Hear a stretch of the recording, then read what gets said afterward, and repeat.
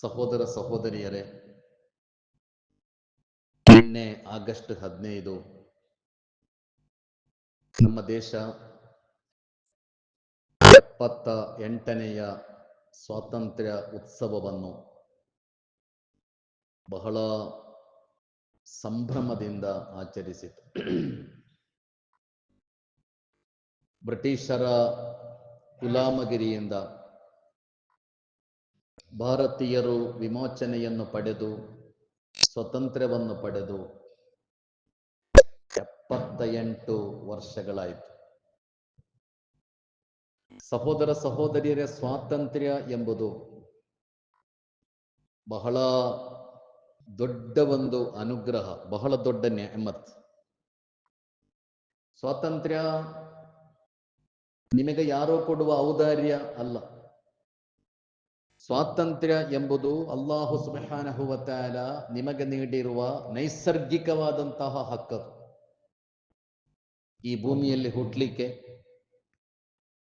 ಈ ಭೂಮಿಯಲ್ಲಿ ಬದುಕಲಿಕ್ಕೆ, ಈ ಭೂಮಿಯಲ್ಲಿ ಘನತೆ ಮತ್ತು ಗೌರವದೊಂದಿಗೆ ಬದುಕಲಿಕ್ಕೆ, ಈ ಭೂಮಿಯಲ್ಲಿ ಎಲ್ಲ ಸ್ವಾತಂತ್ರ್ಯವನ್ನು ಅನುಭವಿಸಲಿಕ್ಕೆ ಅಲ್ಲಾಹು ಸುಬ್ಹಾನಹು ವ ತಆಲಾ ನಿಮಗೆ ನೀಡಿರುವಂತಹ ಜನ್ಮಸಿದ್ಧ ಹಕ್ಕದು ಸ್ವಾತಂತ್ರ್ಯ ಎಂಬುದು. ಮನುಷ್ಯನಿಗೆ ನೀಡಲಾಗಿರುವಂತಹ ನೈಸರ್ಗಿಕವಾದ ಹಕ್ಕು. ಆದ್ದರಿಂದಲೇ ಪವಿತ್ರ ಕುರ್ಆನ್ನಲ್ಲಿ, ಅದೇ ರೀತಿ ಹದೀಸುಗಳಲ್ಲಿ ಅತಿ ಹೆಚ್ಚು ಚರ್ಚಿಸಲಾಗಿರುವ, ಹೆಚ್ಚು ಒತ್ತು ಕೊಟ್ಟು ಪ್ರಸ್ತಾಪಿಸಲಾಗಿರುವ ವಿಷಯವಾಗಿದೆ ಮನುಷ್ಯನ ಸ್ವಾತಂತ್ರ್ಯ. ಮನುಷ್ಯನಿಗೆ ಇರಬೇಕಾದ ನಿರ್ಭಯತ್ವ, ಮನುಷ್ಯನಿಗೆ ಸಿಗಬೇಕಾದ ಭದ್ರತೆ, ಇವೆಲ್ಲವೂ ಕುರ್ಆನ್ ಅತಿ ಹೆಚ್ಚು ಒತ್ತು ಕೊಟ್ಟು ಚರ್ಚಿಸಿರುವಂತಹ ವಿಷಯಗಳಾಗಿವೆ. ಮನುಷ್ಯನಿಗೆ ಸ್ವಾತಂತ್ರ್ಯ ಇರುವುದು, ಮನುಷ್ಯ ಘನತೆ ಮತ್ತು ಗೌರವದೊಂದಿಗೆ ಬದುಕಲಿಕ್ಕೆ ಸಾಧ್ಯವಾಗುವುದು, ಮನುಷ್ಯನಿಗೆ ನಿರ್ಭಯತ್ವ ಇರುವುದು, ಇದೆಲ್ಲವೂ ಇಸ್ಲಾಮೀ ಶರೀಅತ್ತಿನ ಬೇಡಿಕೆಗಳಾಗಿವೆ. ಆದ್ದರಿಂದಲೇ ಜಗತ್ತಿನಲ್ಲಿ ನಡೆದ ಎಲ್ಲಾ ಸ್ವಾತಂತ್ರ್ಯ ಹೋರಾಟಗಳು, ಇತಿಹಾಸದುದ್ದಕ್ಕೂ ಜಗತ್ತಿನಲ್ಲಿ ನಡೆದ ಎಲ್ಲ ಫ್ರೀಡಮ್ ಮೂವ್ಮೆಂಟ್ಸ್, ಸ್ವಾತಂತ್ರ್ಯ ಚಳವಳಿಗಳು, ಅಲ್ಲಿ ಮುಸ್ಲಿಂ ಸಮುದಾಯದ ನಾಯಕತ್ವ, ಮುಸ್ಲಿಂ ಸಮುದಾಯದ ಭಾಗೀದಾರಿಕೆ ಬಹಳ ಗಣನೀಯವಾಗಿತ್ತು. ಇದಕ್ಕೆ ಕಾರಣ ಏನು ಅಂತ ಕೇಳಿದ್ರೆ, ಅತ್ಯಂತ ಮೂಲಭೂತವಾದ ಕಾರಣ ನಿಮ್ಮ ಆದರ್ಶ ಲಾ ಇಲಾಹ ಇಲ್ಲಲ್ಲಾಹ್. ಲಾ ಇಲಾಹ ಇಲ್ಲಲ್ಲಾಹ್ ಎಂಬುದು ಬಹಳ ದೊಡ್ಡ ವಿಮೋಚನೆಯ ಘೋಷಣೆ, ಅದು ಸ್ವಾತಂತ್ರ್ಯದ ಘೋಷಣೆ. ದೀನುಲ್ ಇಸ್ಲಾಂ ಸ್ವಾತಂತ್ರ್ಯ, ನಿರ್ಭಯತ್ವ, ಭದ್ರತೆ ಇದೆಲ್ಲವನ್ನು ಮನುಷ್ಯನಿಗೆ, ಮಾನವ ಕುಲಕ್ಕೆ ವಾಗ್ದಾನ ಮಾಡಿದೆ. ಅದೇ ರೀತಿಯಲ್ಲಿ ನಿಂದನೆ, ಬಂಧನ, ಗುಲಾಮಗಿರಿ ಇದು ಯಾವುದನ್ನು ದೀನುಲ್ ಇಸ್ಲಾಂ ಅಂಗೀಕರಿಸುವುದಿಲ್ಲ. ಆದ್ದರಿಂದಲೇ ಜಗತ್ತಿನ ಎಲ್ಲೇ ಯಾವ ಕಡೆಯಲ್ಲೇ ನಡೆದ ಸ್ವಾತಂತ್ರ್ಯ ಹೋರಾಟಗಳು, ಸ್ವಾತಂತ್ರ್ಯ ಚಳವಳಿಗಳು, ಅಲ್ಲಿ ಮುಸ್ಲಿಂ ಸಮುದಾಯದ ಭಾಗೀದಾರಿಕೆ, ಮುಸ್ಲಿಂ ಸಮುದಾಯದ ಲೀಡರ್ಶಿಪ್ ಅದು ಬಹಳ ಹೆಚ್ಚಿನ ಮಟ್ಟದಲ್ಲಿತ್ತು ಎಂದು ಮಾತ್ರ ಅಲ್ಲ, ಇತರ ಎಲ್ಲ ಸಮುದಾಯಗಳಿಗಿಂತಲೂ ಹೆಚ್ಚು ರೋಲ್, ಪಾತ್ರ ಮುಸ್ಲಿಂ ಸಮುದಾಯದ್ದು ಇತ್ತು ಎಲ್ಲಾ ಸ್ವಾತಂತ್ರ್ಯ ಚಳವಳಿಗಳು. Algeria, Libya, Tunisia, Egypt, Afghanistan, India, ಹೀಗೆ ಜಗತ್ತಿನಲ್ಲಿ ಬೇರೆ ಬೇರೆ ಕಡೆಗಳಲ್ಲಿ ನಡೆದ ಸ್ವಾತಂತ್ರ್ಯ ಚಳವಳಿಗಳಲ್ಲಿ ಮುಸ್ಲಿಂ ಸಮುದಾಯದ ಪಾತ್ರವು ಬಹಳ ನಿರ್ಣಾಯಕವಾಗಿತ್ತು. ದೀನುಲ್ ಇಸ್ಲಾಂ ಮನುಷ್ಯನನ್ನು ಸ್ವಾತಂತ್ರ್ಯದ ಕಡೆಗೆ ಆಹ್ವಾನಿಸುತ್ತದೆ. ರಿಬಿ ಇಬ್ನ್ ಆಮಿರ್ ರಲಿಯಲ್ಲಾಹು ತಆಲಾ ಅನ್ಹು ಪರ್ಷಿಯನ್ ಚಕ್ರವರ್ತಿಯ ಅರಮನೆಗೆ ಹೋಗಿ ಲಿ ಇಖ್ರಾಜಿ ಮನ್ ಶಾ ಅಲ್ಲಾಹ ಮಿನ್ ಇಬಾದತಿಲ್ ಇಬಾದಿ ಇಲಾ ಇಬಾದತಿಲ್ಲಾಹಿ ವಹದ. ನಮ್ಮ ಅಜೆಂಡಾ ಏನು ಅಂತ ಹೇಳಿಕೊಡುತ್ತಾರೆ. ಪರ್ಷಿಯನ್ ಚಕ್ರವರ್ತಿಯ ಅರಮನೆಯಲ್ಲಿ ನಮ್ಮ ಉದ್ದೇಶ ಏನು, ನಮ್ಮ ಗುರಿ ಏನು, ಅಥವಾ ದೀನುಲ್ ಇಸ್ಲಾಂ ಏನು ಎಂದು ಹೇಳಿಕೊಡುವುದು. ಮಿನ್ ಇಖ್ರಾಜಿ ಮನ್ ಶಾ ಅಲ್ಲಾಹ ಮಿನ್ ಇಬಾದತಿಲ್ ಇಬಾದಿ ಇಲಾ ಇಬಾದತಿಲ್ಲಾಹಿ ವಹದ. ಮನುಷ್ಯರ ಗುಲಾಮಗಿರಿಯಿಂದ ಆಡಳಿತಗಾರರ, ಸರದಾರರ, ಬಲಾಢ್ಯರ, ದೇವರಾಗಿ ಮೆರೆಯುತ್ತಿರುವ ಅಧರ್ಮಿಗಳ, ಪುರೋಹಿತರ, ಎಲ್ಲ ಅಧರ್ಮದ ಶಕ್ತಿಗಳ ಗುಲಾಮಗಿರಿಯಿಂದ, ದಾಸ್ಯತನದಿಂದ ಇಲಾ ಇಬಾದತಿಲ್ಲಾಹಿ ವಹದ, ಅಲ್ಲಾಹನ ದಾಸ್ಯತನದ ಕಡೆಗೆ ಮನುಷ್ಯನನ್ನು ತಲುಪಿಸುವುದು ನಮ್ಮ ಗುರಿಯಾಗಿದೆ ಎಂದು ದೀನುಲ್ ಇಸ್ಲಾಂ ಏನು ಎಂಬುದನ್ನು ರಿಬಿ ಇಬ್ನ್ ಆಮಿರ್ ರಲಿಯಲ್ಲಾಹು ಅನ್ಹು ಪರ್ಷಿಯನ್ ಚಕ್ರವರ್ತಿಗೆ ಕಲಿಸಿಕೊಡುತ್ತಾರೆ. ಈ ಜಗತ್ತಿನಲ್ಲಿ ಬಂದ ಎಲ್ಲ ಪ್ರವಾದಿಗಳು ವಿಮೋಚಕರಾಗಿದ್ದರು. ಈ ಜಗತ್ತಿನಲ್ಲಿ ಬಂದ ಎಲ್ಲ ಪ್ರವಾದಿಗಳು ಮನುಷ್ಯನ ಸ್ವಾತಂತ್ರ್ಯಕ್ಕಾಗಿ ಹೋರಾಟ ನಡೆಸಿದವರಾಗಿದ್ದರು. ಅಲ್ಲಾಹನಿಗೆ ಮಾತ್ರ ನೀವು ವಿಧೇಯರಾಗಬೇಕು. ಅಲ್ಲಾಹನ ಹೊರತು ಯಾವ ಶಕ್ತಿಗಳಿಗೂ ನೀವು ದಾಸರಾಗಬಾರದು. ಅಲ್ಲಾಹನಿಗೆ ಮಾತ್ರ ನೀವು ವಿಧೇಯರಾಗುವಾಗ ನಿಮಗೆ ಪರಿಪೂರ್ಣವಾದ ಸ್ವಾತಂತ್ರ್ಯ ಸಿಗ್ತದೆ. ನೀವು ಅಲ್ಲಾಹನ ಮಾತ್ರ ದಾಸತನವನ್ನು ಒಪ್ಪಿಕೊಳ್ಳುವಾಗ ನಿಮಗೆ ಪೂರ್ಣವಾದ ಸ್ವಾತಂತ್ರ್ಯ, ವಿಮೋಚನೆ ಸಿಗುತ್ತದೆ ಎಂಬುದು ಜಗತ್ತಿಗೆ ಎಲ್ಲಾ ಪ್ರವಾದಿಗಳು ಕಲಿಸಿಕೊಟ್ಟ ಪಾಠ. ಮುಹಮ್ಮದ್ ಮುಸ್ತಫಾ ಸಲ್ಲಲ್ಲಾಹು ಅಲೈಹಿ ವಸಲ್ಲಮರ ದೌತ್ಯ ಏನು ಅಂತ ಕುರ್ಆನ್ ವಿವರಿಸ್ತಾರೆ. ವಯಲವ್ ಅನ್ಹುಂ ಇಸ್ರಹುಂ ವಲ್ ಅಗ್ಲಾಲ್ ಅಲ್ಲತಿ ಕಾನತ್ ಅಲೈಹಿಂ. ಅವರ ಮೇಲೆ ಹೇರಲ್ಪಟ್ಟಿದ್ದ ಎಲ್ಲಾ ಹೊರೆಗಳನ್ನು ಕೆಳಗಿಳಿಸುವುದು, ಅವರನ್ನು ಬಿಗಿಯಲಾಗಿದ್ದ ಎಲ್ಲಾ ಸಂಕೋಲೆಗಳಿಂದ ಅವರನ್ನು ಬಿಡುಗಡೆಗೊಳಿಸುವುದು, ಅದು ಪ್ರವಾದಿ ಮುಹಮ್ಮದ್ ಸಲ್ಲಲ್ಲಾಹು ಅಲೈಹಿ ವಸಲ್ಲಮರ ದೌತ್ಯವಾಗಿತ್ತು ಎಂದು ಕುರ್ಆನ್ ಹೇಳುತ್ತಾರೆ. ಅಲ್ಲಾಹನ ಪ್ರವಾದಿ ಆಗಮಿಸುವ ಕಾಲ ಆಡಳಿತಗಾರರು, ಸರದಾರರು, ಬಲಾಢ್ಯರು, ಪುರೋಹಿತರು ಸಂಪತ್ತಿನ ಬಲದಿಂದ, ಅಧಿಕಾರದ ಬಲದಿಂದ, ಶಕ್ತಿಯಿಂದ, ಪ್ರಭಾವದಿಂದ, ಯುದ್ಧಗಳ ಮೂಲಕ ಜನರನ್ನು ಪೂರ್ಣವಾಗಿ ಗುಲಾಮರನ್ನಾಗಿ ಮಾಡಿಬಿಟ್ಟಿದ್ದರು. ಹಲವು ರೀತಿಯ ಬಂಧನಗಳಲ್ಲಿ ಮನುಷ್ಯ ಸಿಲುಕಿದ್ದ. ವಿಮೋಚನೆಗಾಗಿ ಹಾತೊರೆಯುತ್ತಿದ್ದಂತಹ ಒಂದು ಜನತೆ, ದಾಸ್ಯತನದಲ್ಲಿ ನಲುಗಿ ಹೋಗಿದ್ದ ಒಂದು ಜನತೆ, ಆ ಜನತೆಯನ್ನು ವಯಲವ್ ಅನ್ಹುಂ ಇಸ್ರಹುಂ ವಲ್ ಅಗ್ಲಾಲ್ ಅಲ್ಲತಿ ಕಾನತ್ ಅಲೈಹಿಂ, ಅವರ ಮೇಲೆ ಹೇರಲ್ಪಟ್ಟಿದ್ದ ಹೊರೆಗಳನ್ನು ಮುಹಮ್ಮದ್ ಮುಸ್ತಫಾ ಸಲ್ಲಲ್ಲಾಹು ಅಲೈಹಿ ವಸಲ್ಲಂ ಇಳಿಸಿದರು. ಅವರನ್ನು ಬಿಗಿಯಲಾಗಿದ್ದ ಬಂಧನದ ಸಂಕೋಲೆಗಳ ಬಂಧನದಿಂದ ಮನುಷ್ಯರನ್ನು ಮುಹಮ್ಮದ್ ಮುಸ್ತಫಾ ಸಲ್ಲಲ್ಲಾಹು ಅಲೈಹಿ ವಸಲ್ಲಂ ಬಿಡುಗಡೆಗೊಳಿಸಿದರು. ಹೀಗೆ ದೀನುಲ್ ಇಸ್ಲಾಂ ಮನುಷ್ಯನಿಗೆ ಪೂರ್ಣವಾದ ಸ್ವಾತಂತ್ರ್ಯದ ವಾಗ್ದಾನವನ್ನು ಮಾಡಿದೆ. ನಿಮಗೆ ಈ ಜಗತ್ತಿನಲ್ಲಿ ಬದುಕುವ ಸ್ವಾತಂತ್ರ್ಯ, ಘನತೆ ಮತ್ತು ಗೌರವದೊಂದಿಗೆ ಬದುಕುವ ಸ್ವಾತಂತ್ರ್ಯ, ಅಭಿಪ್ರಾಯ ಸ್ವಾತಂತ್ರ್ಯ, ವಿಚಾರ ಸ್ವಾತಂತ್ರ್ಯ, ವಿಶ್ವಾಸ ಸ್ವಾತಂತ್ರ್ಯ, ಪ್ರಶ್ನಿಸುವ ಸ್ವಾತಂತ್ರ್ಯ, ಪ್ರತಿಭಟಿಸುವ ಸ್ವಾತಂತ್ರ್ಯ, ವಿಮರ್ಶೆ ಮಾಡುವ ಸ್ವಾತಂತ್ರ್ಯ, ಸಂಚಾರ ಮಾಡುವ ಸ್ವಾತಂತ್ರ್ಯ, ಸಂಪಾದಿಸುವಂತಹ ಸ್ವಾತಂತ್ರ್ಯ, ಎಲ್ಲಾ ರೀತಿಯ ಸ್ವಾತಂತ್ರ್ಯಗಳನ್ನು ಇಸ್ಲಾಂ ಮನುಷ್ಯನಿಗೆ ವಾಗ್ದಾನ ಮಾಡಿದೆ. ಈ ಎಲ್ಲಾ ಸ್ವಾತಂತ್ರ್ಯವನ್ನು ಅನುಭವಿಸಿ ಮನುಷ್ಯ ಬದುಕಬೇಕೆಂಬುದು ಈ ಜಗತ್ತಿಗೆ ಪ್ರವಾದಿಗಳು ಬರಲಿಕ್ಕೆ ಅಥವಾ ಪ್ರವಾದಿಗಳನ್ನು ನಿಯೋಗಿಸಲ್ಪಡಲಿಕ್ಕೆ ಇರುವ ಕಾರಣ ಅದು ಮನುಷ್ಯನಿಗೆ ಈ ಎಲ್ಲಾ ಸ್ವಾತಂತ್ರ್ಯಗಳು ಸಿಗಬೇಕು. ತೌಹೀದಿನ ಅತ್ಯಂತ ಪ್ರಾಥಮಿಕವಾದ ಬೇಡಿಕೆಯಾಗಿದೆ ಮನುಷ್ಯನ ಸ್ವಾತಂತ್ರ್ಯ ಎಂಬುದು. ಮನುಷ್ಯ ಗೌರವದೊಂದಿಗೆ ಬದುಕಬೇಕು, ಮನುಷ್ಯ ಸ್ವಾಭಿಮಾನದೊಂದಿಗೆ ಬದುಕಬೇಕು. ಅಲ್ಲಾಹನ ಎದುರಿನಲ್ಲಿ ಮಾತ್ರ ನೀವು ಶರಣಾಗುವುದು. ಅಲ್ಲಾಹನ ಹೊರತಾದ ಎಲ್ಲಾ ಶಕ್ತಿಗಳ ಶರಣಾಗತಿಯನ್ನು ನೀವು ನಿರಾಕರಿಸಬೇಕು. ತೌಹೀದಿನ ಅತ್ಯಂತ ಪ್ರಾಥಮಿಕವಾದ ಬೇಡಿಕೆ ಅದು. ತೌಹೀದಿನ ಮೂಲ ಆಶಯ, ನೀವು ಯಾರ ಗುಲಾಮರು ಅಲ್ಲ, ಯಾರ ದಾಸರು ಅಲ್ಲ, ನೀವು ಆಗಲೂಬಾರದು. ಅಲ್ಲಾಹನ ಮಾತ್ರ ದಾಸರಾಗಿ ಈ ಭೂಮಿಯಲ್ಲಿ ಘನತೆ, ಸ್ವಾತಂತ್ರ್ಯ, ಬದ್ಧತೆ, ಗೌರವದೊಂದಿಗೆ ನೀವು ಬದುಕಬೇಕು. ಆದ್ದರಿಂದ ಒಬ್ಬ ಮುವಹ್ಹಿದಾಗುವುದಂದರೆ ಅವ ಒಬ್ಬ ಸ್ವಾತಂತ್ರ್ಯ ಹೋರಾಟಗಾರನಾಗಿರ್ತಾನೆ, ಅವನಿಗೆ ಬೇರೆ ಯಾವುದೇ ಪ್ರೇರಣೆಯ ಅಗತ್ಯ ಇರುವುದಿಲ್ಲ. ನೀವು ಮುವಹ್ಹಿದಾದರೆ, ನಿಮ್ಮಲ್ಲಿ ತೌಹೀದ್ ಇದೆ ಎಂದಾದರೆ, ನೀವು ಈ ಭೂಮಿಯಲ್ಲಿ ಒಬ್ಬ ನಿಜವಾದ ಸ್ವಾತಂತ್ರ್ಯ ಹೋರಾಟಗಾರ ಆಗಿರ್ತೀವಿ. ನಿಮಗೆ ಬೇರೆ ಯಾವ ಪ್ರೇರಣೆಯೂ ಅಗತ್ಯ ಇರುವುದಿಲ್ಲ. ಯಾಕೆಂದರೆ ತೌಹೀದಿನ ಅತ್ಯಂತ ಮೂಲಭೂತವಾದ ಪ್ರಾಥಮಿಕವಾದ ಆಶಯ, ಎಲ್ಲಾ ರೀತಿಯ ಬಂಧನಗಳಿಂದ ನೀವು ಮುಕ್ತರಾಗಿರಬೇಕು, ಎಲ್ಲಾ ರೀತಿಯ ದಾಸ್ಯತನಗಳಿಂದ ನೀವು ಮುಕ್ತರಾಗಿರ್ಬೇಕು, ಯಾರ ಗುಲಾಮರಾಗಿಯೂ ನೀವು ಬದುಕಬಾರದು.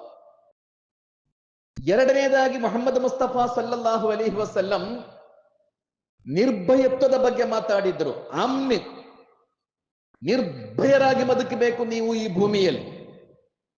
ನಿರ್ಭಯತ್ವವನ್ನು ಪವಿತ್ರ ಕಯಬಾದಂತೆ, ಪವಿತ್ರ ಮಕ್ಕಾ ನಗರದಂತೆ, ಪವಿತ್ರ ಹಜ್ ಮಾಸದಂತೆ, ಪವಿತ್ರ ಅರಫಾ ಮೈದಾನದಂತೆ ಮನುಷ್ಯನ ಘನತೆ, ಮನುಷ್ಯನ ಅಭಿಮಾನ, ಅವನ ಗೌರವ, ಅವನ ಇಜ್ಜತ್, ಅದು ಗೌರವಾರ್ಹವಾದದ್ದು, ಅದು ಪವಿತ್ರವಾದದ್ದು ಎಂದು ಮೊಹಮ್ಮದ್ ಮುಸ್ತಫಾ ಸಲ್ಲಲ್ಲಾಹು ಅಲೈಹಿ ವಸಲ್ಲಂ ಕಲಿಸಿಕೊಡ್ತಾರೆ. ಹಜ್ಜತುಲ್ ವದಾಇನಲ್ಲಿ, ಖುತುಬತುಲ್ ವದಾಇನಲ್ಲಿ ಅಲ್ಲಾಹನ ಪ್ರವಾದಿ ಮನುಷ್ಯನ ಘನತೆ, ಗೌರವ, ಸ್ವಾತಂತ್ರ್ಯದ ಬಗ್ಗೆ ಮಾತಾಡಿದ್ದು. ಇಬ್ರಾಹಿಂ ಅಲೈಹಿ ಸಲಾತು ವಸ್ಸಲಾಂ ಅಲ್ಲಾಹನೊಂದಿಗೆ ಪ್ರಾರ್ಥಿಸಿದ ಪ್ರಾರ್ಥನೆ ನಮಗೆಲ್ಲರಿಗೂ ಗೊತ್ತಿದೆ. ರಬ್ಬಿಜಿಯಲ್ ಹಾದಲ್ ಬಲದ ಆಮಿನ. ಅಲ್ಲಾಹನೇ, ನಾನು ಬದುಕುವ ನಾಡು ಅದು ನಿರ್ಭಯತ್ವದ ನಾಡಾಗಬೇಕು, ಭಯ ಇಲ್ಲದೆ ಬದುಕುವ, ಯಾರು ಯಾರನ್ನು ಹೆದರದೆ ಬದುಕುವ, ಅಲ್ಲಾಹನ ಭಯದೊಂದಿಗೆ ಮಾತ್ರ ಬದುಕುವ ನಿರ್ಭಯತ್ವದ ನಾಡಾಗಬೇಕು ನನ್ನ ನಾಡು ಎಂದು ಇಬ್ರಾಹಿಂ ಅಲೈಹಿ ಸಲಾತು ವಸ್ಸಲಾಂ ಅಲ್ಲಾಹನೊಂದಿಗೆ ಪ್ರಾರ್ಥಿಸಿದರು. ನಿರ್ಭಯತ್ವ ಇಲ್ಲದ ಸಮಾಜದಲ್ಲಿ, ನಿರ್ಭಯತ್ವ ಇಲ್ಲದ ದೇಶದಲ್ಲಿ ಮನುಷ್ಯನಿಗೆ ಗೌರವ ಇರುವುದಿಲ್ಲ, ಮನುಷ್ಯನಿಗೆ ನೆಮ್ಮದಿ ಇರುವುದಿಲ್ಲ, ಅಲ್ಲಿ ಡೆವಲಪ್ಮೆಂಟ್ ಸಾಧ್ಯ ಇಲ್ಲ, ಅಲ್ಲಿ ಪ್ರಗತಿ ಸಾಧ್ಯ ಇಲ್ಲ. ಎಲ್ಲಿ ಮನುಷ್ಯನ ಸ್ವಾತಂತ್ರ್ಯ ನಿರಾಕರಿಸಲ್ಪಡುತ್ತದೆಯೋ ಅಲ್ಲಿ ಅರಾಜಕತೆ ವ್ಯಾಪಿಸ್ತದೆ, ಅಲ್ಲಿ ಭ್ರಷ್ಟಾಚಾರ ಬೆಳೆಯುತ್ತದೆ, ಅಲ್ಲಿ ಪ್ರತಿಭಟನೆಗಳು ನಡೆಯುತ್ತದೆ, ಅಲ್ಲಿ ವ್ಯವಸ್ಥೆ ಹಾಳಾಗ್ತದೆ. ಏಕಾಧಿಪತಿಗಳ ಬಗ್ಗೆ ಕುರ್ಆನ್ ಹೇಳಿತ್ತು, ವೈದಾ ತವಲ್ಲಾ ಸಆ ಫಿಲ್ ಅರ್ಲಿ ಲಿಯುಫ್ಸಿದ ಫೀಹಾ ವಯುಹ್ಲಿಕಲ್ ಹರ್ಸ ವನ್ ನಸ್ಲ್. ಮನುಷ್ಯನ ಸ್ವಾತಂತ್ರ್ಯವನ್ನು ನಿರಾಕರಿಸುವ ಏಕಾಧಿಪತಿಗಳಿಗೆ ಅಧಿಕಾರ ಸಿಕ್ಕಿದ್ರೆ ಅವರೇನು ಮಾಡುತ್ತಾರೆ ಅಂತ ಅಲ್ಲಾಹು ಹೇಳಿದ. ಏಕಾಧಿಪತಿಗಳಿಗೆ ಅಧಿಕಾರ ಸಿಕ್ಕಿದ್ರೆ ಅವರು ಕೃಷಿಯನ್ನು ಹಾಳು ಮಾಡುತ್ತಾರೆ, ವನ್ ನಸ್ಲ್, ಅವರು ತಲೆಮಾರನ್ನು ಹಾಳು ಮಾಡುತ್ತಾರೆ, ಅವರು ತಲೆಮಾರನ್ನು ಹಾಳು ಮಾಡುತ್ತಾರೆ. ಆದ್ದರಿಂದ ಸಹೋದರ ಸಹೋದರಿಯರೇ, ಸ್ವಾತಂತ್ರ್ಯ ಎಂಬುದು ನಿಮ್ಮ ವಿಶ್ವಾಸದ, ನಿಮ್ಮ ತೌಹೀದಿನ ಅತ್ಯಂತ ಪ್ರಮುಖವಾದ ಅಂಶ, ನಿಮ್ಮ ತೌಹೀದಿನ ಪ್ರಾಥಮಿಕವಾದ ಬೇಡಿಕೆ. ನೀವು ಈ ಭೂಮಿಯಲ್ಲಿ ಸ್ವತಂತ್ರರಾಗಿ ಬದುಕಬೇಕು. ಆದ್ದರಿಂದಲೇ ಭಾರತದ ಸ್ವಾತಂತ್ರ್ಯ ಸಂಗ್ರಾಮದಲ್ಲಿ ಮುಸ್ಲಿಂ ಸಮುದಾಯವು ಬಹಳ ದೊಡ್ಡ ಪಾತ್ರವನ್ನು ವಹಿಸಿತು. ಈ ಉಮ್ಮತ್ತಿನ ಜನಸಾಮಾನ್ಯರು ಮಾತ್ರ ಅಲ್ಲ, ಈ ಉಮ್ಮತ್ತಿನ ಅತ್ಯಂತ ದೊಡ್ಡ ದೊಡ್ಡ ವಿದ್ವಾಂಸರು, ಉಲಮಾಗಳು ಸ್ವಾತಂತ್ರ್ಯ ಹೋರಾಟದಲ್ಲಿ ಭಾಗವಹಿಸಬೇಕಾದದ್ದು ನಿಮ್ಮ ಈಮಾನಿನ ಬೇಡಿಕೆ ಅಂತ ಕಲಿಸಿಕೊಟ್ಟರು. ಸ್ವಾತಂತ್ರ್ಯ ಹೋರಾಟದಲ್ಲಿ ಭಾಗವಹಿಸುವಂತೆ ಪವಿತ್ರವಾದ ಮಸೀದಿಗಳ ಮಿಂಬರ್ಗಳಿಂದ ಮುಸ್ಲಿಂ ಸಮುದಾಯಕ್ಕೆ ಕರೆ ಕೊಡಲಾಯಿತು ಈ ದೇಶದಲ್ಲಿ.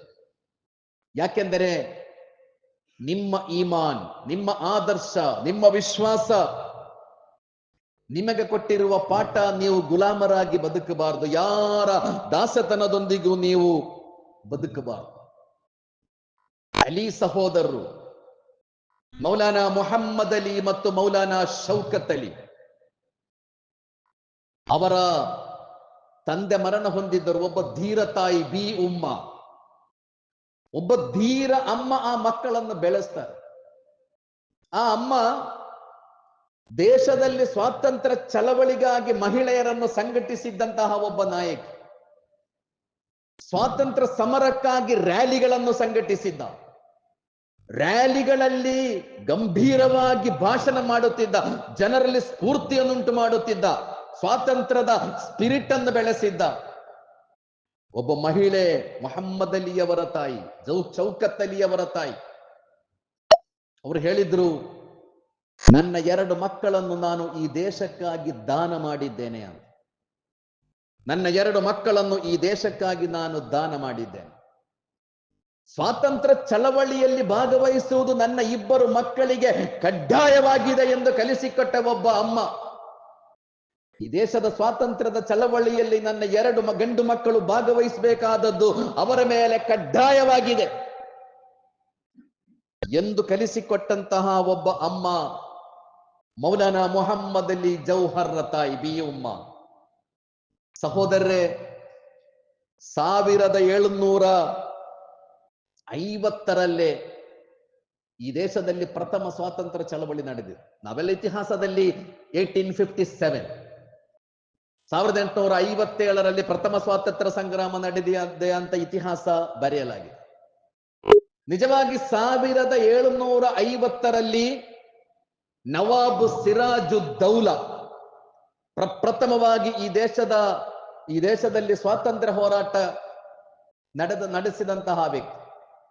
ಆಮೇಲೆ 1780 ಮತ್ತು 90ರ ದಶಕಗಳಲ್ಲಿ ಟಿಪ್ಪು ಸುಲ್ತಾನ್ ಮತ್ತು ಹೈದರ್ ಅಲಿ ಮತ್ತು ಟಿಪ್ಪು ಸುಲ್ತಾನ್, ಇದೆಲ್ಲ 1857ಕ್ಕಿಂತ ಮುಂಚೆ ನಡೆದ ಘಟನೆಗಳು. ಟಿಪ್ಪು ಸುಲ್ತಾನ್, ಹೈದರ್ ಅಲಿ ಮತ್ತು ಟಿಪ್ಪು ಸುಲ್ತಾನ್ ಈ ದೇಶದ ಸ್ವಾತಂತ್ರ್ಯಕ್ಕಾಗಿ ಹೋರಾಡಿದರು. ಬ್ರಿಟಿಷರ ವಿರುದ್ಧ 4 ಯುದ್ಧಗಳನ್ನು ಹೂಡಿದ್ದ ಒಬ್ಬನೇ ಒಬ್ಬ ರಾಜ ಭಾರತದ ಇತಿಹಾಸದಲ್ಲಿ ಇರುವುದು ಟಿಪ್ಪು ಸುಲ್ತಾನ್. ಬ್ರಿಟಿಷರ ವಿರುದ್ಧ 4 ಯುದ್ಧಗಳನ್ನು ನಡೆಸಿದ ಬೇರೆ ಒಬ್ಬನೇ ಒಬ್ಬ ರಾಜನನ್ನು ಈ ದೇಶದ ಇತಿಹಾಸದಲ್ಲಿ ನಿಮಗೆ ಗುರುತಿಸಲಿಕ್ಕೆ ಸಾಧ್ಯವೇ ಇಲ್ಲ. ಜಗತ್ತಿನ ಯಾವುದೆಲ್ಲ ಕಡೆಗಳಲ್ಲಿ ಎಷ್ಟು ಅಡ್ವಾನ್ಸ್ಡ್ ವೆಪನ್ಸ್ಗಳು ಸಿಗುತ್ತದೆಯೋ, ಪ್ರಪ್ರಥಮವಾಗಿ ರಾಕೆಟ್ ಉಪಯೋಗಿಸಿದ ವ್ಯಕ್ತಿ ಟಿಪ್ಪು. ಪ್ರಪ್ರಥಮವಾಗಿ ಫಿರಂಗಿಗಳನ್ನು ಉಪಯೋಗಿಸಿದ ಚಕ್ರವರ್ತಿ ಟಿಪ್ಪು. ಹೀಗೆ ಬ್ರಿಟಿಷರ ವಿರುದ್ಧ 4 ಯುದ್ಧಗಳನ್ನು ನಡೆಸಿದಂತಹ ಈ ದೇಶದ ಒಬ್ಬನೇ ಒಬ್ಬ ರಾಜ ಟಿಪ್ಪು ಸುಲ್ತಾನ್. ಟಿಪ್ಪು ಸುಲ್ತಾನ್ರ ಬಗ್ಗೆ ಬ್ರಿಟಿಷರು ಹೇಳಿದ್ದು ರಿಯಲ್ ಎನಿಮಿ ಅಂತ. ಟಿಪ್ಪು ನಿಜವಾದ ಶತ್ರು, ನಮ್ಮ ಬ್ರಿಟಿಷರ ನಿಜವಾದ ಶತ್ರು ಟಿಪ್ಪು ಸುಲ್ತಾನ್. ಟಿಪ್ಪು ಸುಲ್ತಾನ್ ನನ್ನನ್ನು ಕೊಂದ ನಂತರ ಬ್ರಿಟಿಷರು ಹೇಳಿದ್ದು ಈ ದೇಶ ನಮ್ಮದು ಅಂತ. ಟಿಪ್ಪು ಸುಲ್ತಾನ್ ಬದುಕಿರುವ ಕಾಲದ ತನಕ ಈ ದೇಶ ನಮ್ಮದು ಎಂದು ಧೈರ್ಯದಿಂದ ಹೇಳಲಿಕ್ಕೆ ಸಾಧ್ಯ ಆಗಿರಲಿಲ್ಲ ಬ್ರಿಟಿಷರಿಗೆ. ಸಹೋದರ ಸಹೋದರಿಯರೇ, ಆ ಮಹಾನ್ ಸ್ವಾತಂತ್ರ್ಯ ಹೋರಾಟಗಾರನ ಬಗ್ಗೆ ಇವತ್ತು ಬಹಳ ನಿಕೃಷ್ಟವಾದ ಕಥೆಗಳನ್ನು ಸಮಾಜದಲ್ಲಿ ಪ್ರಚಾರ ಮಾಡಲಾಗುತ್ತಾ ಇದೆ. ಸ್ವಾತಂತ್ರ್ಯಕ್ಕಾಗಿ ರಕ್ತ ಹರಿಸಿದ, ಜೀವ ಕೊಟ್ಟ ಒಂದು ಸಮುದಾಯದ ದೇಶ ಪ್ರೇಮವನ್ನು ಇವತ್ತು ಸಂಶಯ ಪಡಲಾಗುತ್ತಾ ಇದೆ. ಅವರನ್ನು ಇತಿಹಾಸದಿಂದ ಅಳಿಸಿ ಹಾಕುವ ಪ್ರಯತ್ನಗಳು ನಡೆಯುತ್ತಾ ಇದೆ. ಅವರ ಕೊಡುಗೆಗಳನ್ನು ಅಲ್ಲಗಳೆಯುವಂತಹ ತೀವ್ರವಾದ ಯೋಜನಾಬದ್ಧವಾದ ಪ್ರಯತ್ನಗಳೆಲ್ಲ ನಡೆಯುತ್ತಾ ಇದೆ. ಇಂತಹ ಸಂದರ್ಭದಲ್ಲಿ ಈ ದೇಶಕ್ಕೆ ಈ ಉಮ್ಮತ್ತಿನ ಕೊಡುಗೆಗಳೇನು ಎಂಬುದರ ಬಗ್ಗೆ ನಮಗೆ ಬಹಳ ಸ್ಪಷ್ಟವಾದ ತಿಳುವಳಿಕೆ ಇರಬೇಕು. 1857 ಪ್ರಥಮ ಸ್ವಾತಂತ್ರ್ಯ ಚಳವಳಿ. ಆ ಚಳವಳಿಯಲ್ಲಿ ನೀವು ಅಧಿಕೃತವಾದ ಇತಿಹಾಸ ಓದಿ, 225 ಮುಸ್ಲಿಂ ಮಹಿಳೆಯರು ಶಹೀದಾಗಿದ್ದಾರೆ. ಮುಸ್ಲಿಂ ಪುರುಷರ ಸಂಖ್ಯೆ ಅಲ್ಲ ನಾನು ಹೇಳ್ತಾ ಇರೋದು. 225 ಮುಸ್ಲಿಂ ಮಹಿಳೆಯರು ಪ್ರಥಮ ಸ್ವಾತಂತ್ರ್ಯ ಚಳವಳಿಯಲ್ಲಿ ಈ ದೇಶದ ಸ್ವಾತಂತ್ರ್ಯಕ್ಕಾಗಿ ಶಹೀದಾಗಿದ್ದಾರೆ. 225 ಮಹಿಳೆಯರು ಶಹೀದಾದರೆ ಪುರುಷರೆಷ್ಟಿರಬಹುದು ಅಂತ ನೀವು ಆಲೋಚಿಸಿ ನೋಡಿ. ಪ್ರಥಮ ಸ್ವಾತಂತ್ರ್ಯ ಚಳವಳಿಗೆ ನಾಯಕತ್ವವನ್ನು ಕೊಟ್ಟವರ ಪೈಕಿ ಒಬ್ಬರು ಬೇಗಂ ಹಜರತ್ ಮಹಲ್ ಎಂಬ ನಾಯಕಿ. ಆ ಹೋರಾಟಕ್ಕೆ ನಾಯಕತ್ವವನ್ನು ಕೊಟ್ಟವರ ಪೈಕಿ ಒಬ್ಬ ಮಹಿಳೆಯಾಗಿದ್ದರು. ಎಷ್ಟೋ ಮಹಿಳೆಯರನ್ನು ಆ ಚಳವಳಿಯಲ್ಲಿ ಭಾಗವಹಿಸಿದ ಕಾರಣಕ್ಕಾಗಿ ಬ್ರಿಟಿಷರು ಗಲ್ಲಿಗೆ ಏರಿಸಿದರು. ದೇಶದ ಸ್ವಾತಂತ್ರ್ಯಕ್ಕಾಗಿ ಹೋರಾಟ ನಡೆಸಿದ ಇಂಡಿಯನ್ ನ್ಯಾಷನಲ್ ಕಾಂಗ್ರೆಸ್ನ ಆರಂಭದ 8 ಪ್ರೆಸಿಡೆಂಟ್ಗಳು ಮುಸ್ಲಿಮರಾಗಿದ್ದರು. ಮೌಲಾನಾ ಅಬುಲ್ ಕಲಾಂ ಆಜಾದ್, ಮೊಹಮ್ಮದ್ ಅಲಿ ಜೌಹರ್, ಮೌಲಾನಾ ಮಹಮೂದುಲ್ ಹಸನ್, ಹೀಗೆ 8 ಮಂದಿ ಇಂಡಿಯನ್ ನ್ಯಾಷನಲ್ ಕಾಂಗ್ರೆಸ್ಸಿನ ಅಧ್ಯಕ್ಷರಾಗಿದ್ದರು. ಮುಸ್ಲಿಂ ಸಮುದಾಯದ ನಾಯಕರು. ಈ ದೇಶದ ಸ್ವಾತಂತ್ರ್ಯ ಚಳವಳಿಗೆ ಆವೇಶವನ್ನು ಕೊಟ್ಟಿದ್ದ ಜೈ ಹಿಂದ್, ಇವತ್ತಿಗೂ ಈ ದೇಶದ ಪ್ರಜೆಗಳಿಗೆ ಸ್ಫೂರ್ತಿಯನ್ನು ಕೊಡುವ ಜೈ ಹಿಂದ್ ಎಂಬ ಘೋಷಣೆ ಅದು ಕಲಿಸಿಕೊಟ್ಟದ್ದು ಡಾಕ್ಟರ್ ಆಬಿದ್ ಹುಸೇನ್ ಎಂಬ ಒಬ್ಬ ಮುಸ್ಲಿಂ ವಿದ್ವಾಂಸರಾಗಿದ್ದರು. ಸಹೋದರರೇ, ಮುಸ್ಲಿಂ ಸಮುದಾಯದ ಇತಿಹಾಸವನ್ನು ಕಡೆಗಣಿಸಿ ಅಥವಾ ಮುಸ್ಲಿಂ ಸಮುದಾಯವನ್ನು ತಿರಸ್ಕರಿಸಿ, ಮುಸ್ಲಿಂ ಸಮುದಾಯವನ್ನು ಬದಿಗೆ ಸರಿಸಿ ಭಾರತದ ಒಂದು ಇತಿಹಾಸವನ್ನು ರಚಿಸಲಿಕ್ಕೆ ಯಾವ ಕಾಲದಲ್ಲೂ ಸಾಧ್ಯ ಇಲ್ಲ. ಮುಸ್ಲಿಂ ಸಮುದಾಯ ಅಷ್ಟು ನಿಷ್ಠೆಯಿಂದ ಈ ದೇಶದ ಸ್ವಾತಂತ್ರ್ಯಕ್ಕಾಗಿ ದುಡಿದವರು. ಯಾಕೆಂದರೆ ಅವರ ಆದರ್ಶ ಕಲಿಸಿಕೊಟ್ಟಂತಹ ಮಾರ್ಗ, ಅವರ ಈಮಾನ್ ಕಲಿಸಿಕೊಟ್ಟಂತಹ ಅವರ ತೌಹೀದಿನ ಬೇಡಿಕೆ. ಮೌಲಾನಾ ಮೊಹಮ್ಮದ್ ಅಲಿ ಬಂಕಿಂಗ್ ಹ್ಯಾಮ್ ಅರಮನೆಗೆ 32 ಕೋಟಿ ಜನಸಂಖ್ಯೆ ಅವತ್ತು ಭಾರತದ 32 ಕೋಟಿ ಜನರ ಪೈಕಿ ಬ್ರಿಟಿಷರಲ್ಲಿ ಸ್ವಾತಂತ್ರ್ಯ ಕೇಳಲಿಕ್ಕೆ ಹೋದದ್ದು ಮೊಹಮ್ಮದ್ ಅಲಿ ಜೌಹರ್. ಒಂದು, ನನ್ನ ದೇಶಕ್ಕೆ ಸ್ವಾತಂತ್ರ್ಯವನ್ನು ಕೊಡಬೇಕು, ಇಲ್ಲ ಅಂದರೆ ಈ ಸ್ವತಂತ್ರ ಭೂಮಿಯಲ್ಲಿ ಮರಣ ಹೊಂದಿ ಈ ಸ್ವತಂತ್ರ ಭೂಮಿಯಲ್ಲಿ ಮಲಗಲು ನನಗಾರಡಿ ಮಣ್ಣು ಕೊಡಬೇಕು, ಸ್ವತಂತ್ರ ಇಲ್ಲದ ಭಾರತಕ್ಕೆ ನನ್ನ ಮೈಯತ್ತನ್ನು ಕೊಂಡೊಯ್ಯಬಾರದು ಅಂತ ವಸಿಯತ್ತು ಮಾಡಿದ್ದಂತಹ ಒಬ್ಬ ದೇಶ ಪ್ರೇಮಿಯಾಗಿದ್ದರು ಮೌಲಾನಾ ಮೊಹಮ್ಮದ್ ಅಲಿ ಜೌಹರ್. ಎಷ್ಟೆಷ್ಟು ಉದಾಹರಣೆಗಳಿವೆ. ಹಿಂದೂಗಳು ಮತ್ತು ಮುಸ್ಲಿಮರು ಒಟ್ಟು ಸೇರಿ ಒಗ್ಗಟ್ಟಾಗಿ ಈ ದೇಶದ ಸ್ವಾತಂತ್ರ್ಯಕ್ಕಾಗಿ ಹೋರಾಟ ನಡೆಸಿದರು. ಈ ಹೋರಾಟವನ್ನು ದುರ್ಬಲಗೊಳಿಸುವುದಕ್ಕಾಗಿ ಬ್ರಿಟಿಷರು ಬೀಜಿದ 2 ವಿಷ ಬೀಜಗಳಿವೆ. ಒಂದು ಡಿವೈಡ್ ಅಂಡ್ ರೂಲ್, ಒಡೆದು ಆಳುವುದು. ಇನ್ನೊಂದು ಇತಿಹಾಸವನ್ನು ತಿರುಚುವುದು. ಈ 2 ವಿಷ ಬೀಜಗಳ ಮೂಲಕ ಬ್ರಿಟಿಷರು ತಮ್ಮ ಉದ್ದೇಶದ ಈಡೇರಿಕೆಗಾಗಿ ಈ ದೇಶದಲ್ಲಿ ಬಿತ್ತಿದಂತಹ 2 ವಿಷ ಬೀಜಗಳು. ಡಿವೈಡ್ ಅಂಡ್ ರೂಲ್ ನ ಪರಿಣಾಮ ಏನಾಯಿತು ಅಂತ ನಮಗೆ ಗೊತ್ತಿದೆ. ಡಿವೈಡ್ ಅಂಡ್ ರೂಲ್, ಹಿಂದೂ ಮತ್ತು ಮುಸ್ಲಿಮರನ್ನು ವಿಭಜಿಸುವ ನೀತಿಯಿಂದಾಗಿ ಈ ದೇಶವೇ ವಿಭಜನೆಯಾಯಿತು. ಈ ದೇಶದ ವಿಭಜನೆಗೆ ಹಿಂದೂಗಳು ಕಾರಣರಲ್ಲ, ಮುಸ್ಲಿಮರು ಕಾರಣರಲ್ಲ. ಈ ದೇಶದ ವಿಭಜನೆಗೆ ನಿಜವಾದ ಕಾರಣಕರ್ತರು ಬ್ರಿಟಿಷರು. ಅಖಂಡವಾದ ಒಂದು ದೇಶ ವಿಭಜನೆಯಾಗುವಷ್ಟರ ಮಟ್ಟಿಗೆ ಬ್ರಿಟಿಷರ ಡಿವೈಡ್ ಅಂಡ್ ರೂಲ್ ಪರಿಣಾಮವನ್ನು ಬೀರಿತು. ಇವತ್ತಿಗೂ ಅದರ ದುಷ್ಪರಿಣಾಮವನ್ನು ನಮ್ಮ ದೇಶ ಅನುಭವಿಸುತ್ತದೆ. ಲಕ್ಷಗಟ್ಟಲೆ ಮನುಷ್ಯರು ವಿಭಜನೆಯ ಸಂದರ್ಭದಲ್ಲಿ ಜೀವ ಕಳಕೊಳ್ತಾರೆ. ಬಹಳ ನಿಷ್ಕಳಂಕವಾದ ಸಂಬಂಧವಾಗಿತ್ತು ಹಿಂದೂ ಮತ್ತು ಮುಸ್ಲಿಮರ ಸಂಬಂಧ ಈ ದೇಶದಲ್ಲಿ. ಆ ತಿಳಿನೀರಿಗೆ ವಿಷ ಹಾಕುವ ಕೆಲಸವನ್ನು ಬ್ರಿಟಿಷರು ಮಾಡಿದ್ರು. ಅದರ ಪರಿಣಾಮ ದೇಶ ಒಡೆದು ಹೋಯಿತು ಎಂದು ಮಾತ್ರ ಅಲ್ಲ, ಇವತ್ತಿಗೂ ಈ ದೇಶದಲ್ಲಿ ಅದೇ ತತ್ವ, ಡಿವೈಡ್ ಅಂಡ್ ರೂಲ್, ಒಡೆದು ಆಳುವುದು, ಹಿಂದೂಗಳು ಮತ್ತು ಮುಸ್ಲಿಮರನ್ನು ಪರಸ್ಪರ ಶತ್ರುಗಳನ್ನಾಗಿಸುವುದು, ಅದರಿಂದಾಗಿ ನಡೆಯುತ್ತಿರುವ ವಂಶ ಹತ್ಯೆ, ಬುಲ್ಡೋಸರ್ ರಾಜಕೀಯ, ಇವತ್ತಿಗೂ ಸಹೋದರ ಸಹೋದರಿಯರೇ ಈ ವಿಭಜನೆಯ ನಾಟಕಗಳು ಈ ದೇಶದಲ್ಲಿ ಬಹಳ ದೊಡ್ಡ ಮಟ್ಟದಲ್ಲಿ ನಡೀತಲೇ ಇದೆ. ಅದರಿಂದ ಬಹಳ ಪವಿತ್ರವಾಗಿ ನಾವು ಕಾಪಾಡಿಕೊಳ್ಳಬೇಕಾದ ಒಂದು ವಿಷಯವಾಗಿದೆ ಸ್ವಾತಂತ್ರ್ಯ. ರಕ್ತ ಕೊಟ್ಟು ಜೀವ ಕೊಟ್ಟು ಗಳಿಸಿದಂತಹ ಸ್ವಾತಂತ್ರ್ಯದ ಕಾವಲುಗಾರರಾಗಬೇಕಾದ ಬಹಳ ದೊಡ್ಡ ಜವಾಬ್ದಾರಿ ನಮಗೆಲ್ಲ ಇದೆ. ಎಷ್ಟೆಷ್ಟು ತ್ಯಾಗದ ಉದಾಹರಣೆಗಳಿವೆ. ಬಹದ್ದೂರ್ ಶಾ ಜಫರ್ ಪ್ರಥಮ ಸ್ವಾತಂತ್ರ್ಯ ಚಳವಳಿಗೆ ನಾಯಕತ್ವವನ್ನು ಕೊಟ್ಟಿದ್ದ ವ್ಯಕ್ತಿ, ರಾಜ. ಜೈಲಿಗಟ್ಟಲಾಯ್ತು, ಅವರನ್ನು ಜೈಲಿನಲ್ಲಿ ಹಾಕಲಾಯಿತು. ಜೈಲಿನಲ್ಲಿ ಅವರಿಗೆ ಬೆಳಿಗ್ಗೆ ಕೊಡುವ ಬ್ರೇಕ್ಫಾಸ್ಟ್, ಒಂದು ಪಾತ್ರೆಯಲ್ಲಿ ಬ್ರೇಕ್ಫಾಸ್ಟ್ ತಂದಿಡುತ್ತಾರೆ. ಆ ಪಾತ್ರೆಯ ಮುಚ್ಚಳವನ್ನು ತೆಗೆದಾಗ ಆ ಪಾತ್ರೆಯ ಒಳಗೆ ಇದ್ದದ್ದು ಜಫರ್ ಶಾ, ಬಹದ್ದೂರ್ ಶಾ ಜಫರ್ರ ಮಕ್ಕಳ ತಲೆಗಳಾಗಿತ್ತು. ಮಕ್ಕಳ ತಲೆಗಳನ್ನು ಬ್ರೇಕ್ಫಾಸ್ಟ್ಗಾಗಿ ಜೈಲಿನಲ್ಲಿ ಕೊಡಲಾಗುತ್ತದೆ.